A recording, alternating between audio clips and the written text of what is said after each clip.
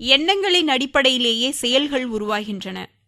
நல்ல படகு ஒன்று தண்ணீரில் மிதந்து செல்லும் பொழுது அது நிச்சயமாக அக்கறை சேர்ந்துவிடும்.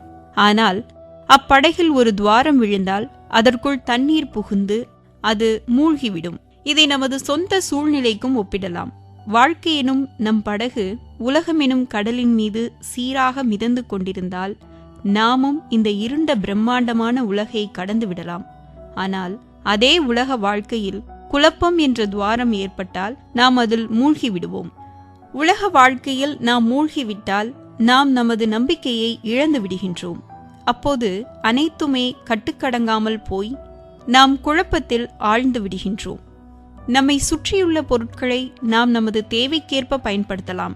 ஆனால் தேவைகள் அளவுக்கு மிஞ்சினால் நாம் அவைகளுக்கு அடிமையாகி விடுகின்றோம். பொருள் தேடுவது வாழ்க்கைக்கு அவசியம். ஆனால் பொருள் தேடுவதே வாழ்க்கையாகிவிட்டால் வாழ்க்கை எனும் பொருளை எப்போது தேடுவது? நமது அனைத்து பொறுப்புகளையும் நிறைவேற்றுவது அவசியமாகும். அதே வேளையில் நம் வாழ்க்கையில் அடங்கியுள்ள எதிர்மறை அம்சங்களாலும் கவர்ச்சிகளாலும் நாம் பாதிக்கப்படாமல் இருக்க முயற்சி செய்ய வேண்டிய அவசியமும் ஏற்படுகிறது.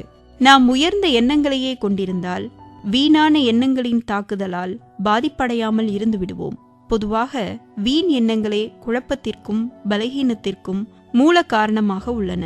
நமது எண்ணங்கள் வலுவாகவும் சரியாகவும் இருந்துவிட்டால் நமது செயல்களும் இயல்பாகவே அவ்வாறு அமைந்து விடுகின்றன. சிந்தனை துளி. நல்ல எண்ணங்கள் ஒருவரை உயர்த்துகின்றன, தீய எண்ணங்களோ அவரை தாழ்த்துகின்றன.